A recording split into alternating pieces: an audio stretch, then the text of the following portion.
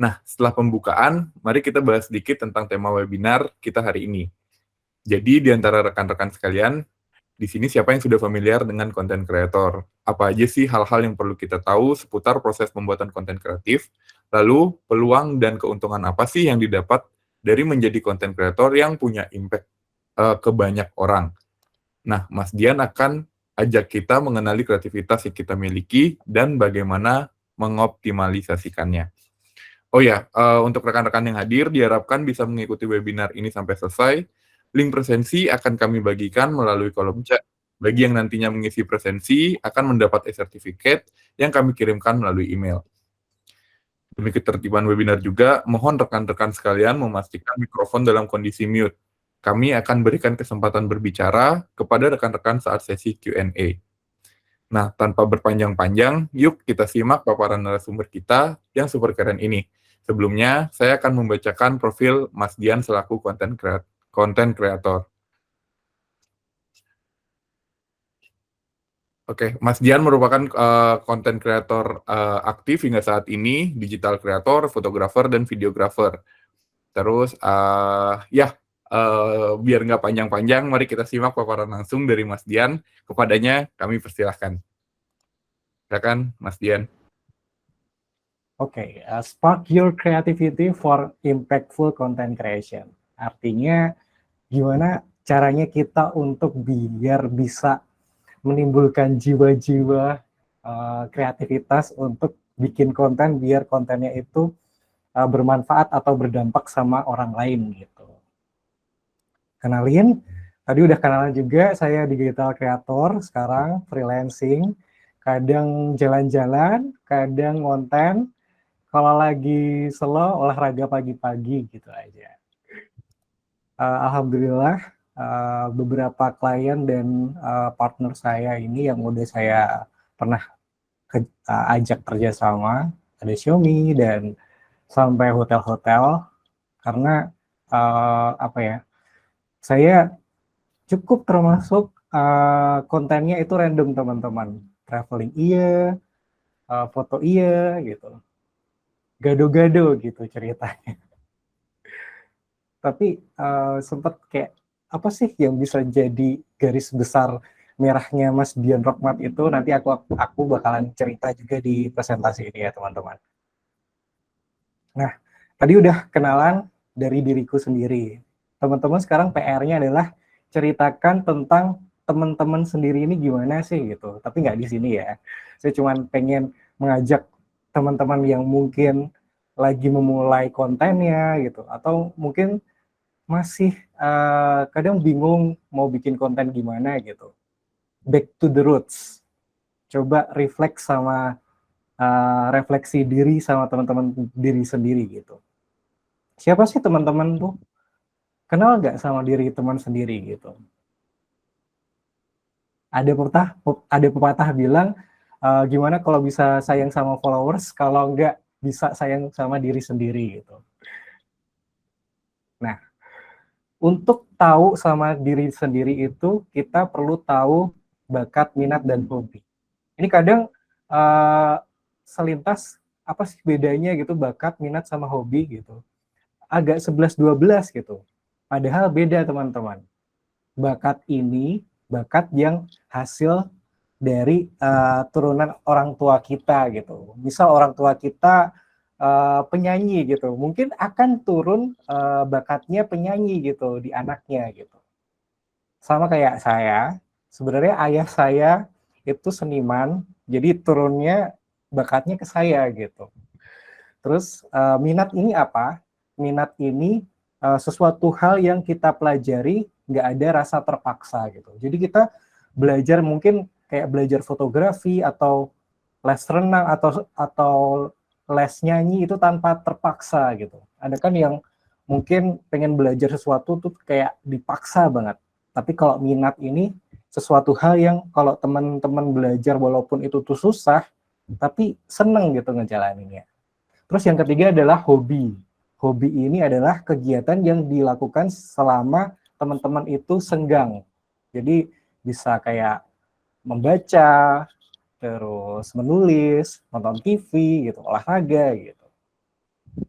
Terus kenapa sih hubungannya dengan tiga bagian ini? Oke, nanti bakalan aku share juga di presentasi ini ya. Terus kalau misalnya teman-teman masih bingung gitu, masih ngawang hobinya apa, bingung gitu, coba deh tanyain sama teman-teman terdekat gitu. Apa sih yang bikin spesial dari dirimu gitu? Contohnya kalau mungkin sekarang kan cara yang paling milenials itu bisa tanya di IG story ya gitu, dipakai question box-nya gitu. Aku tanya nih sama teman-teman, apa sih yang bikin spesial sama saya gitu. Beberapa banyak yang bilang saya itu kreatif gitu. Oh iya, kreatif gitu. Ini kreatifnya apa aja sih? Oh ada aja idenya gitu. Terus bisa sharing ilmu gitu dan segala macam. Terus setelah tahu nih apa spesialnya, teman-teman juga bisa ketika pengen ngonten gitu atau pengen bikin suatu karya itu kadang ada sesuatu inspirasi atau role model gitu. Atau mungkin sekarang teman-teman lagi apply job, pasti kalau di interview sama HRD ditanyain gitu, siapa sih role model kamu gitu. Misal katakanlah teman-teman suka penyanyi Taylor Swift, tapi nggak serta-merta karena si Taylor Swift ini itu penyanyinya suaranya bagus aja. Tapi kalau ketika teman-teman daftar ya, misal katakanlah apply job PR, public relations gitu ya. Aku suka sama Taylor Swift karena dia itu bisa get over, get up dari beberapa masalah terus bangkit lagi gitu. Jadi kalau di PR itu tuh kayak ada semacam personal branding yang dibangun terus menerus. Nah, gitu teman-teman. Nah, kalau saya sendiri karena saya scope-nya di fotografi, saya punya role model fotografer juga gitu.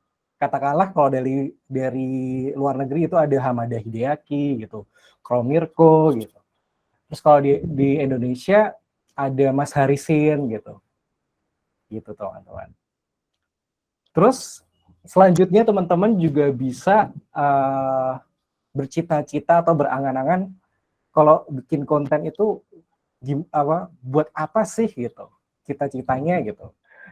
Dan tentunya ini bisa diukur dan achievable.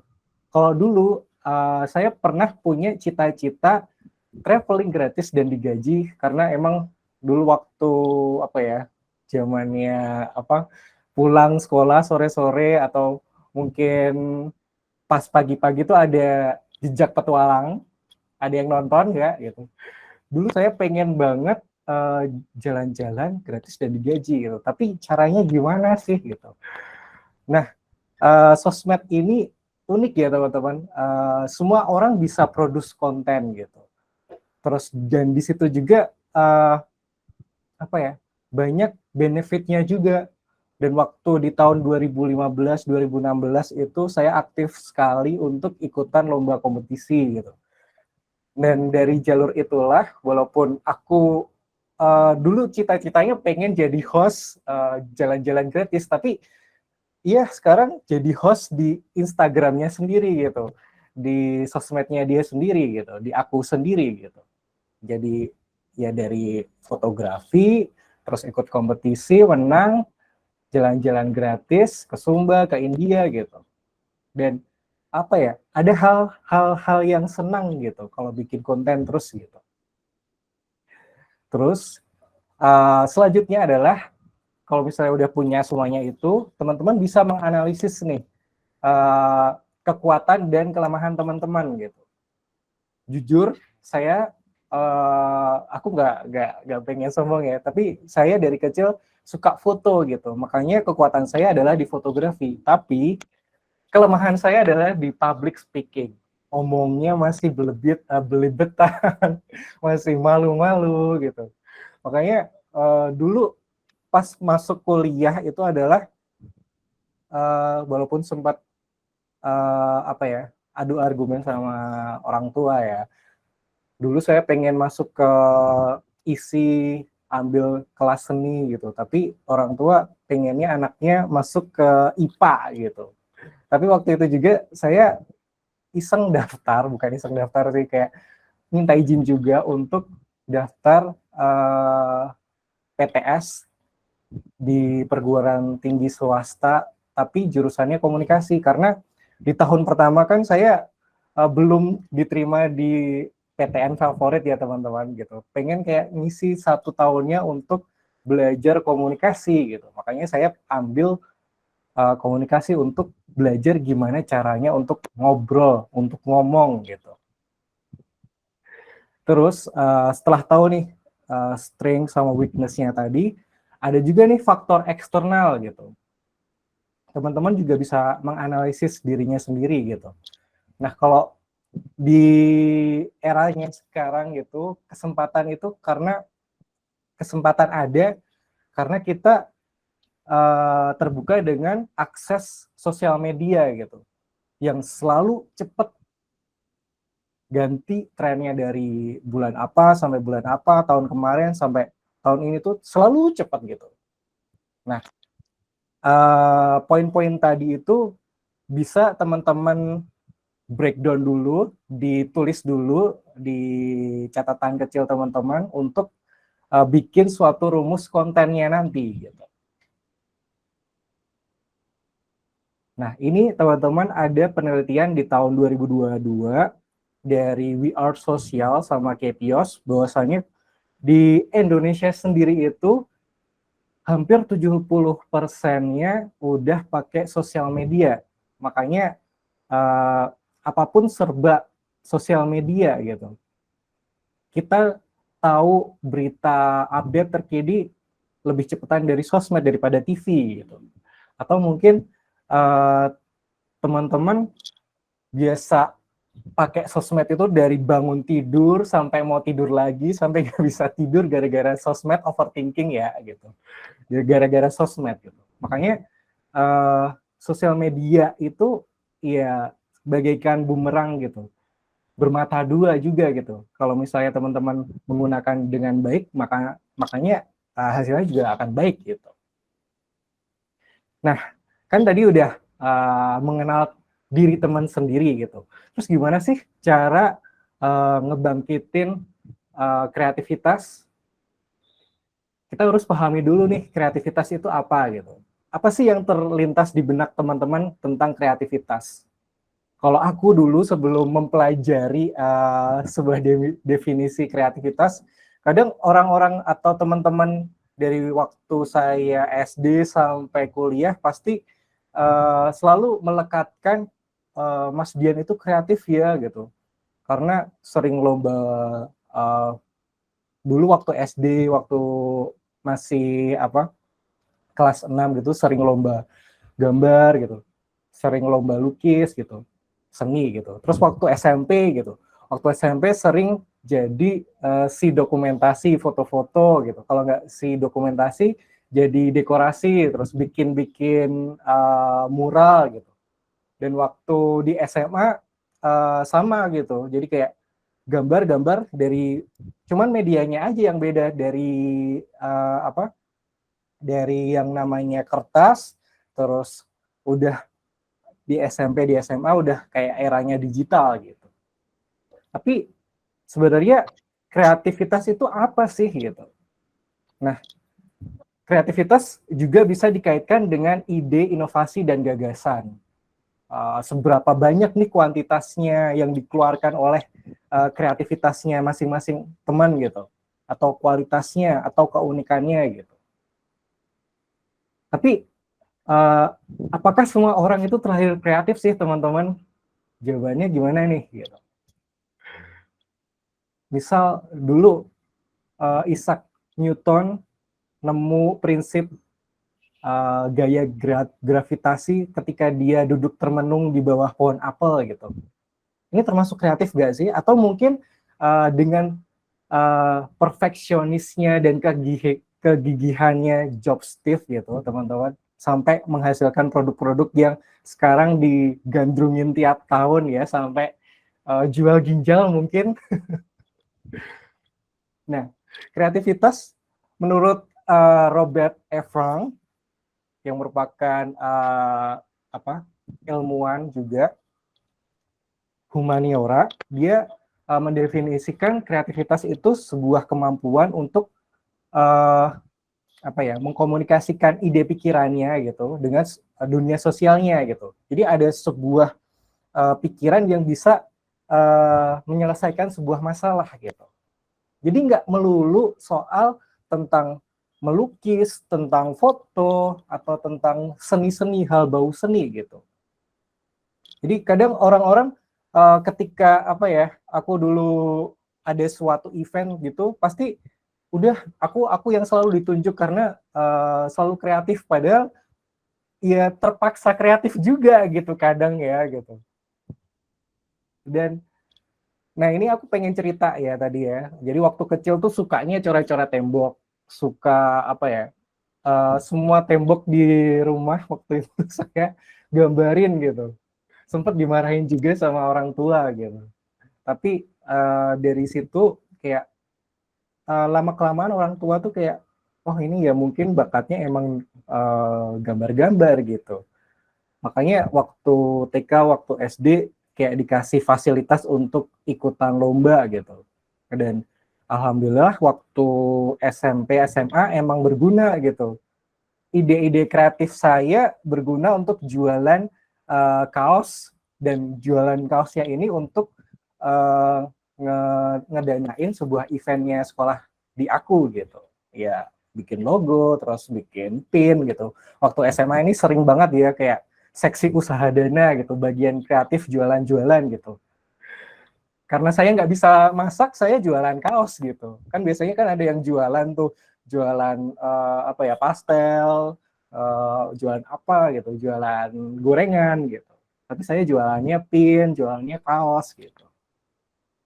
Terus waktu kuliah, saya udah nggak gambar-gambar lagi, lebih ke gambar-gambar logo. Ini salah beberapa karya saya juga yang dipakai sama fakultas saya sampai sekarang juga gitu, masih dipakai. Ada ikom, ada komunikasi gitu. Dan udah habis lulus nih dari kuliah, sempat ketemu sama temen yang ngajakin Instamit waktu itu ya teman-teman. Dia kayak ngajakin, yuk Bay, Instamit ke pantai gitu. Padahal waktu itu tuh lagi skripsian ya, mungkin kayak aku jenuh gitu ya, aku butuh jalan-jalan, butuh refreshing. Tapi waktu itu nggak langsung ke pantai teman-teman. Ceritanya dipisah dulu, ada yang di Keraton, ada yang di Taman Sari gitu. Dan saya kebetulan dapat di Taman Sari, kayak ngelihat teman-teman tuh foto pakai handphone, ngeditnya pakai Viscocam, terus Snapseed, yang fotonya masih 1x1, yang fotonya minimalis gitu, yang orang berdiri ditaruh di tengah gitu. Dan dari situlah kayak, oh ternyata foto itu juga mudah ya, simple gitu. Nah, yang awalnya saya Instagramnya isinya ada typografi, terus ada logo-logo, terus semacam kayak shifting, kayak berubah perlahan-lahan gitu. Kenapa enggak sih aku mencoba untuk mengaplikasikan ilmuku yang dulunya di desain untuk bikin foto flat lay, karena semacam 11-12 gitu. Kalau di flat lay kan kita tinggal nata barang yang udah ada bentuknya gitu. Kalau di Corel Draw mungkin atau di Illustrator kan kita harus bikin sendiri dulu. Tapi kalau di foto kita cari barangnya, tata-tata, tinggal di foto gitu. Nah dari situ saya, udah shifting nih ke fotografi gitu. Jadi proses kreatif saya yang dulunya cuman coret-coret gambar gitu, terus melukis, terus bikin logo, sekarang fotografi gitu teman-teman. Jadi menurut saya creativity is a journey, bisa diciptain, bisa dilatih gitu. Yang dulunya cuman coret-coret tembok gak jelas, sekarang bisa foto-foto gitu. Jadi saya garis bawahi juga, kreativitas itu nggak cuma melulu tentang seni teman-teman. Sadar gak sih kalau teman-teman, kalau misalnya pengen, katakanlah hari ini tuh pengen makan apa atau pengen pakai baju apa, apapun yang diputusin sama teman-teman itu udah termasuk proses kreatif. Sama kayak aku, ketika aku bikin foto flat lay, aku pengen bikin foto flat lay apa dulu ya gitu. Aku pengen flat lay ini mana tadi ya? Flat lay buah jambu gitu. Makanya kan aku butuh kayak gelas, terus jus jambunya gitu, jambunya yang asli gitu. Jadi kreativitas itu sebenarnya teman-teman kayak milih outfit sekarang yang dipilih gitu, kayak tiap hari pasti di lemari kita nge-mix and match itu pasti juga mikirin kan gitu. Di situ juga ada proses kreatifnya teman-teman gitu. Atau mungkin milih makan gitu. Jangan bilang terserah ya teman-teman. Misal tanya sama mau makan apa nih, terserah gitu. Nah kita juga kadang kreatif kan, oke paginya apa, siangnya apa, malamnya apa gitu. Atau mungkin yang paling simpel rutinitas teman-teman untuk menuju ke suatu tempat, bisa jalan kaki, bisa pilih naik motor atau mungkin naik kuda gitu. Kalau misalnya di ini ya di pedalaman gitu, ini juga kreativitas gitu teman-teman. Terus kalau teman-teman bingung juga gitu, aduh masih bingung gitu, ya udah teman-teman bisa mikirin gitu, bikin mind mapping. Kalau misalnya pengen bikin foto gitu atau pengen bikin konten, bikinlah sebuah rancangan yang besar dulu, alias storyboardnya atau mood boardnya. Misal storyline-nya mau dari apa sampai apa, akhirnya gimana, talentnya di mana, lokasinya gimana, bajunya apa. Tuh tadi kan kayak pilih lokasi, pilih baju, kesananya naik apa itu juga semacam proses kreatif gitu loh teman-teman. Terus teman-teman juga nggak boleh yang namanya minder gitu. Dulu saya juga sempat minder ya. Misal dulu belum pakai yang namanya kamera yang bagus gitu. Dulu dapat klien, pertama kali saya dapat klien profesional itu dari Nutrisari. Untungnya Jakarta ya teman-teman. Jadi kayak Jogja Jakarta via email, mereka nggak datang langsung ke saya untuk melihat prosesnya BTS-nya gimana. Kalau tahu itu semacam kayak kurang meyakinkan gitu. Makanya dulu saya diuntungkan dengan sosmed gitu. Padahal prosesnya cuman pakai alat rumahan yang biasa, fotonya juga cuma di dapur sore hari, pakai alat seadanya, kamera juga nggak seberapa, tapi yang penting proses dan hasilnya aja gitu. Jadi teman-teman nggak perlu nunggu harus ada alat yang bagus gitu. Nah kalau misalnya nunggu terus gitu, keburu idenya dieksekusi sama tetangga sebelah gitu. Kadang kan kesel ya kalau misalnya kita udah punya ide bagus nih gitu, terus tiba-tiba udah ada keduluan nih sama tetangga. Nah lo gitu, itu dia. Jadinya ketika udah punya ide, udah deh langsung aja direalisasikan gitu. Nah, aku pengen nambahin nih, kalau misalnya teman-teman bikin konten dan kontennya pengen ada dampaknya gitu, gimana sih caranya? Teman-teman harus tahu niche kontennya teman-teman nih gitu. Niche itu apa sih gitu. Niche ini bahasa Indonesianya adalah ceruk atau mungkin yang lebih spesifik gitu. Nah, di Instagram sendiri ini ada 11 Instagram niche. Yang nomor 1 pastilah konten jalan-jalan. Jalan-jalan nggak ada habisnya ya teman-teman. Dan ya karena negara Indonesia adalah negara kepulauan yang punya banyak spot wisata gitu. Terus ada nomor kedua beauty. Beauty ini nggak cuman mereka yang ganteng, mereka yang cantik. Beauty ini juga bisa journey. Misal konten tentang melawan jerawat gitu, atau dari zero to hero itu juga bisa gitu. Atau fashion juga nggak serta-merta milik sang model belaka gitu. Fashion juga bisa mengkerucut ke misal fashion buat teman-teman yang uh, apa badannya oversize gimana gitu, atau mungkin yang apa ya, yang tingginya tidak semampai gitu. Pasti ada niche-nya di situ gitu.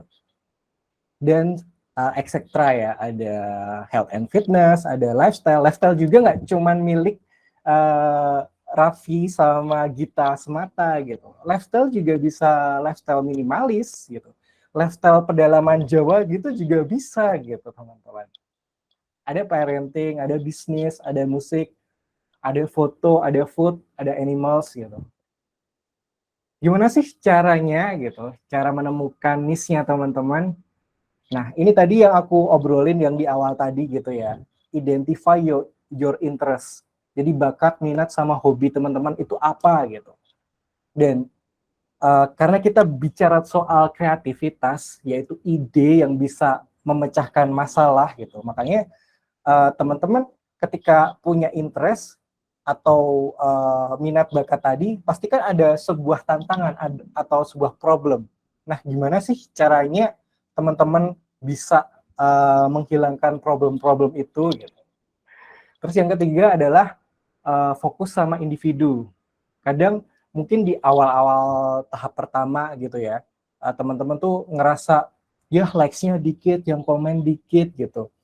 Atau mungkin uh, ini enggak ya, konten aku tuh sebenarnya efektif atau enggak gitu. Nah, teman-teman fokus aja sama beberapa orang yang oh ada feedback nih, ada respon, oh kontennya bermanfaat Kak gitu. Jadi nggak serta-merta kita bikin konten terus diukur dari angka gitu, tapi ukurlah oh orang lain ternyata ketika kita bikin konten ada orang lain juga yang bilang kontennya bermanfaat banget nih buat aku gitu. Terus yang keempat, teman-teman juga bisa coba-coba ide baru gitu, eksperimen alias tes-tes market gitu. Selalu bikin konten, coba kalau misalnya yang konten A kurang berhasil, coba konten B gitu. Terus habis itu dikumpulin nih feedbacknya dari konten A, B, C, D itu yang paling banyak, yang paling oke itu yang mana sih gitu. Nah, dalam perjalanan proses kreatif ini, teman-teman juga bisa menemukan apa ya, ciri khas teman-teman atau unique selling point teman-teman gitu. Entah dari cara gaya bahasa tuturnya gitu, dari pembawaannya atau tone-nya gitu, fotonya kayak apa gitu. Itu teman-teman. Terus yang terakhir, teman-teman juga bisa semacam uh, kayak kayak shifting. Kira-kira dari traveling bisa ditambahin ke beauty nggak sih gitu, digabungin nggak gitu. Itu juga bisa teman-teman untuk memperluas niche marketnya teman-teman gitu. Ini ada beberapa contoh konten tipe-tipe. Kalau misalnya teman-teman juga masih bingung mau bikin ide seperti apa, teman-teman juga bisa melihat dari konten-konten yang udah ada di pasar selama ini gitu. Kemudiannya gitu, salah satunya. Ini juga tipe konten teman-teman gitu. Bahasa kerennya adalah frequently asked question gitu. Pasti banyak sih teman-teman yang misal lagi posting IG story gitu, lagi di mungkin satu kafe atau mungkin suatu wisata, pasti ada yang nge-DM, ini di mana sih Kak gitu. Kemudiannya ini di mana? Nah, ini juga bisa gitu. Atau mungkin teman-teman sekarang lagi pakai skincare gitu, terus ngeposting suka selfie di IG story, wah glowing ya pakai skincare apa ya gitu. Nah, ini sebuah tipe untuk konten yaitu frequently asked question gitu. Banyak nih yang nanya nih gitu, skincare apa nih gitu. Terus juga ada nih tipe BTS.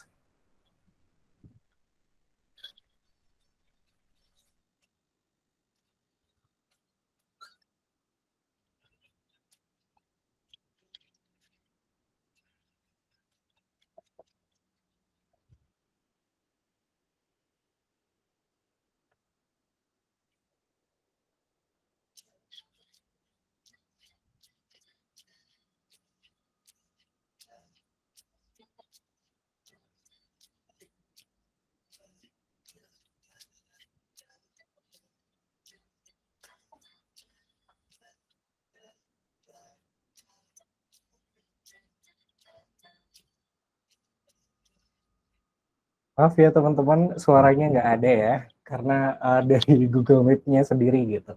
Jadi konten tipe kedua ini adalah BTS, jadi teman-teman bisa sharing gimana cara prosesnya bikin konten gitu. Ini juga sangat digandrungin sampai sekarang dari apa ya, jadi selalu apa ya, kadang kita bikin konten, misal syuting butuh kamera dua gitu. Jadi kita nyuting juga ada kamera yang lain untuk nyuting kita gitu. Jadi dapat dua konten. Konten yang satu BTS, satunya hasilnya gitu. Jadi sekali syuting dapat dua. Tapi ngeditnya juga lama. Terus yang ketiga yang juga digandrungin sampai sekarang adalah konten tutorial gitu. Gimana sih caranya gitu. Karena saya juga niche-nya di fotografi, maka kontennya juga tutorial tentang foto gitu, tentang gimana cara nge-mix and match menurut foto gitu. Ini beberapa ya teman-teman, ada interview, ada review gitu, yang sering-sering di IG story juga post gitu, podcast, video, blogs, foto, memes, checklist, kayak on the spot gitu, 7 tempat wisata yang harus didatengin teman-teman gitu, atau mungkin uh, teman-teman yang suka nulis quotes gitu juga bisa nulis quotes, atau teman-teman yang mungkin sibuk gitu dengan kerja kantornya juga bisa bikin konten day in my life in office gitu, dari bangun tidur terus naik kereta atau kemana, orang-orang teman-teman yang kerja di Jakarta gitu ya, riuhnya gimana gitu, itu juga bisa diganti dibuat sebuah postingan gitu. Jadi banyak sekali ide yang bisa kita respon dari keseharian teman-teman juga gitu. Terus setelah udah punya apa ya, ide-ide tadi, teman-teman juga bisa menambahkan value gitu.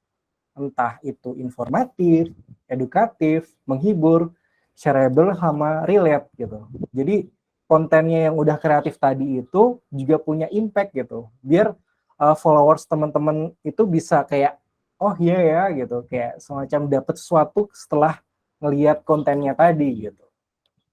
Ada contohnya lagi nih, konten dia pakai quotes tapi ngena gitu.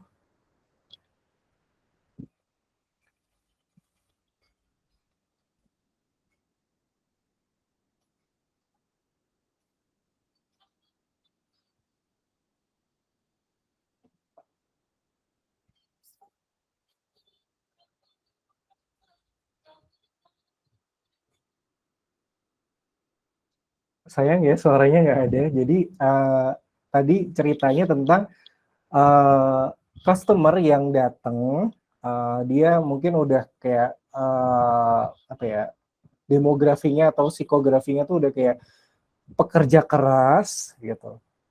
Jadi ketika ngelihat quotes itu kayak semacam dapat emosional gitu, semacam relate dengan quotes-nya itu, jadi dia dia makan sambil nangis gitu. Aku juga ngeliatnya sambil nangis gitu.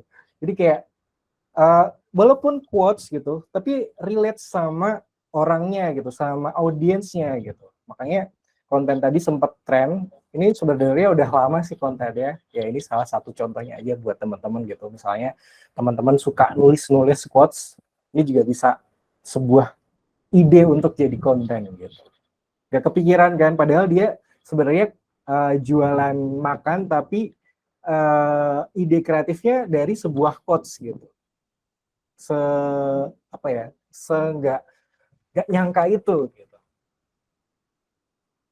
Nah, karena saya ambil ilmu komunikasi, saya pengen sharing tentang teori komunikasi model Laswell. Jadi ketika teman-teman itu bikin konten, harus tahu nih gitu, konten ini itu nanti bakalan dikonsumsi atau bakalan dilihat sama siapa gitu. Terus dan kita sendiri nanti bakalan ngomongin apa aja gitu, dengan media apa gitu, target audiensnya apa dengan efek apa, sama kayak tadi gitu. Tadi itu si siapanya adalah pemilik warung makan tadi, berbicaranya apa, tentang sebuah quotes tadi dengan media apa, dengan tulisan, kepada siapa, konsumennya, dengan efek apa, sedih gitu, emosional gitu. Jadi dari situ teman-teman juga bisa ngerumusin sebuah formula gitu. Kenalin nih audiensnya teman-teman gitu. Apa sih yang dibutuhkan gitu? Gimana sih personanya gitu? Sama kayak aku misalnya uh, ngobrol sama teman-teman gitu. Mungkin bisa pakai bahasa yang lebih gaul. Beda sama kalau kita ngobrol sama orang yang lebih tua atau lebih sepuh gitu. Lebih lebih santun lagi kalau misalnya di Jawa pakai kromo inggil gitu. Terus apa sih yang dibutuhin gitu? Follower saya penyuka ilmu fotografi. Makanya saya butuh sharing-sharing tentang ilmu fotografi aja gitu. Terus gimana personanya gitu? Kebanyakan mereka bicaranya pakai bahasa apa sih? Bahasa Indonesia atau bahasa Inggris gitu. Teman-teman juga harus pahami ini gitu. Jadi apa yang dikomunikasi teman-teman tuh nyampe gitu lewat kontennya teman-teman. Ini juga nih teman-teman, beda platform, beda audiens. Misal di Instagram kan sekarang lebih yang kontennya itu yang rapi-rapi, yang notabene itu yang estetik, rapih gitu. Beda sama TikTok yang lebih apa adanya, yang lebih jenaka, yang lebih humor gitu, nggak perlu rapi-rapi, udah aja gitu. Nah, teman-teman juga harus pikirin ini gitu. Teman-teman juga bisa merespon tentang tren gitu. Kalau misalnya udah bingung nih, bikin ide apa lagi gitu, bisa ngerespon apa yang lagi ngehits, entah film gitu, entah musik atau jogetnya. Kalau misalnya pengen joget-joget juga boleh kok gitu. Kalau bikin video joget-joget juga bisa gitu. Atau posenya, atau gaya bahasa. Contohnya kayak, kamu nyanyi ya gitu, itu juga bisa gitu. Atau kayak Slebeo gitu. Dulu sempet hits juga gitu. Nah, saya sendiri sampai di sini teman-teman ada yang mau tanya gitu mungkin? Ini ada beberapa apa ya? Mungkin fotografi dasar, mungkin teman-teman juga pernah membaca gitu atau pernah ngeliat di Instagram saya. Tapi saya juga pengen sharing lagi gitu di sini. Saya sebenarnya kalau foto gitu lebih mentingin cahaya karena foto itu dari istilahnya aja foto itu artinya cahaya gitu. Menggambar dengan cahaya. Grafi adalah menggambar. Menggambar dengan cahaya. Makanya sebagus apapun kamera teman-teman tapi kalau cahayanya kurang ya nothing gitu kalau untuk foto gitu. Teman-teman juga bisa pakai nih yang namanya cahaya yang natural. Misal kalau di Indonesia saya lebih suka nih foto pagi-pagi jam 7 sampai jam 9 atau sore hari dari jam 3 sampai jam 5 gitu. Tapi kalau misalnya mendung, hujan, gelap gitu, bisa pakai studio gitu. Atau yang paling simpel adalah lampu belajar yang putih dikasih kertas kalkir atau kasih kain kasa putih gitu yang bisa kayak semacam biar cahayanya lebih soft gitu. Ini salah satunya kenapa cahaya itu penting. Ada yang gelap, ada yang middle, ada yang oke gitu. Ini penting juga kalau ketika teman-teman nanti nge-endorse barang ya, ketika dapat endorsean baju katakanlah gitu. Bajunya tuh sebenarnya warnanya yang nomor yang di kanan yang foto yang paling gede ya. Tapi ketika teman-teman foto kurang cahaya gitu, gelap gitu. Jadi bajunya kelihatan kusem gitu. Atau mungkin teman-teman ngeditnya terlalu berlebihan, pakai tone yang hijaunya jadi agak kebiru-biruan gitu. Ini juga harus diperhatikan buat teman-teman juga gitu biar endorse barangnya itu sesuai dengan ekspektasinya gitu. Terus juga ketika foto teman-teman bisa pakai variasi ukuran foto nih dari kecil sampai ke besar gitu buat variasi aja. Jadi ketika ada barang kayak masker gitu, kalau misalnya maskernya cuma di foto dari jauh kan kita nggak tahu nih teksturnya kayak apa sih gitu. bentuknya seperti apa gitu. Karena kita nggak bisa pegang itu barang, makanya butuh yang namanya shoot detail, shoot yang lebih deket gitu. Terus ada lagi nih komposisi foto, karena apa ya, dari kecil saya udah terbiasa untuk menggambar kayak semacam udah di luar kepala gitu. Tapi kalau buat teman-teman bisa mempelajari komposisi foto ini, salah satunya pakai flat lay dengan sama bentuk, misal ditata dari atas, terus kebanyakan bentuknya itu bulat, dari gelasnya itu bulat, terus buahnya itu bulat gitu. Atau bermain dengan kontras gelap terang, cahayanya, shadow-nya, bayangannya seperti apa gitu. Itu juga bisa dipraktekin. Terus yang terakhir adalah bisa pakai properti pendukung. Ini salah satunya adalah foto skincare ya. Kebetulan alhamdulillah pernah bikin konten buat Avoskin. Udah lama sih, ini tahun 2000 berapa ya? 2 tahun, setahun yang lalu kalau nggak salah ya. Kalau misalnya dilihat dari jauh kan, kita nggak tahu nih komposisinya seperti apa. Gitu. Gambar itu kalau bisa efektif atau foto bisa efektif tuh tanpa tulisan, tapi udah menjelaskan. Oh, makanya kita butuh buah pomegranate, karena pomegranate ini ternyata ada di kandungannya sebuah skincare ini gitu. Salah satunya itu teman-teman. Atau nih, ini contohnya ya, kalau misalnya pengen berkreasi dengan properti seperti yang minimalis atau dikeluarin cairannya bentuknya seperti apa gitu. Sudah begitu teman-teman presentasi dari saya. Mungkin teman-teman bisa sharing atau tanya-tanya boleh